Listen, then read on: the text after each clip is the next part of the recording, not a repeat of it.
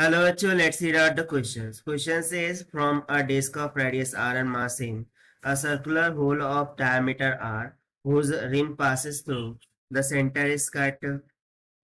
What is the moment of inertia of the remaining part of the disk about a perpendicular axis passing through at the center? So according to question में बोला जा रहा है कि एक disc है इस तरीके से, उसका मास कैपिटल एम है and radius capital of R की इक्वल है। तो यहाँ पर हम ड्रॉ करते हैं कि उसका रेडियस कैपिटल ऑफ आर की इक्वल है ना। इसमें से एक rim pass through the centre cut की गई है, यानी कि यदि मैं इसके सेंटर से एक एक्सिस को इस तरीके से पार्ट करूं, सो यहाँ से एक सर्कुलर रिम को इस तरीके से कट किया गया है।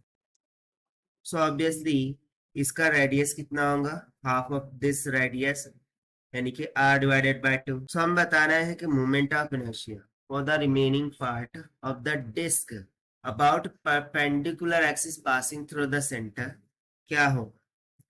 तो चलिए स्टार्ट करते हैं हम की कॉन्सेप्ट से which we are going to use here for this question. So we are going to use the concept of moment of inertia. So यहाँ पर moment of inertia किसके लिए लगने वाला है, डिस्क के लिए। So we remember that moment of inertia for disk is nothing but equals to 1/2 mr का square about the axis passing through its center, जहां पर m मास होगा, r will be the distance from that centre, और या फिर हम simply बोल सकते हैं कि रेडियस ऑफ द डिस्क। तो सबसे पहले तो हम यहाँ पर जो देखिए कि जो कैपिटल डिस्क है, ठीक है, उसका मास यदि कैपिटल एम के बराबर है, तो ये जो रिम हमने यहाँ से कट की गई उसका मास क्या होगा। सो बेसिकली इसका रेडियस इस बड़ी वाले डिस्क के रेडियस का हाफ है, and it is completely about half of that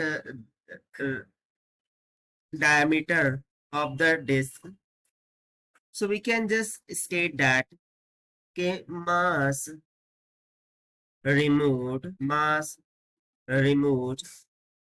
is equals to m divided by 4, because this ring is completely 1/4 of the disk. इतना मास हमने क्या किया है उसमें से रिमूव खा दिया है, और ये हमने किस बिना पर लिखा है, because we remember that mass is directly proportional to area. Now moment of inertia of removed part about same perpendicular axis यदि हम निकालें, so moment of inertia for removed part this will be equals to हो जाएगा। देखिए जो rim है वो भी एक तरीके की डिस्क ही है, और उसके लिए मोमेंट ऑफ इनर्शिया का फॉर्मूला क्या है, 1/2 mr का स्क्वायर। सो हम उसके लिए लिखेंगे 1/2 m डैश r डैश का square, this will be equals to 1/2 into में mass removed is nothing but m divided by 4 into में r डैश क्या होगा, r/2 का whole square. So therefore removed part के लिए मोमेंट ऑफ इनर्शिया आ जाएगा 3 mr का स्क्वायर डिवाइडेड बाय 32। सो इतना मोमेंट ऑफ इनर्शिया को हमने रिमूव कर लिया है।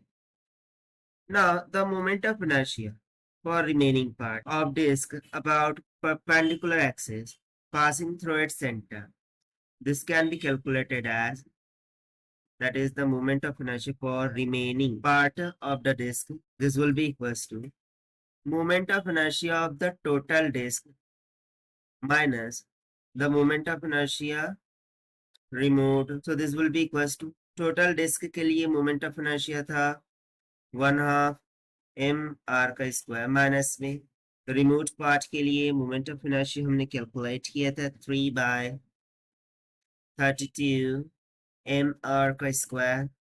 डिनोमिनेटर को कॉमन करेंगे तो नोमेटर में बच जाएगा 13। सो रिमेनिंग पार्ट के लिए मोमेंट ऑफ इनर्शिया आ जाएगा 13/32 mr का square. And therefore, this is going to be the required answer to our question. So according to one option, 13 by 32 mr square. That means option B will become correct. So this is the required solution. I hope you understand it well. Best of luck. Thank you.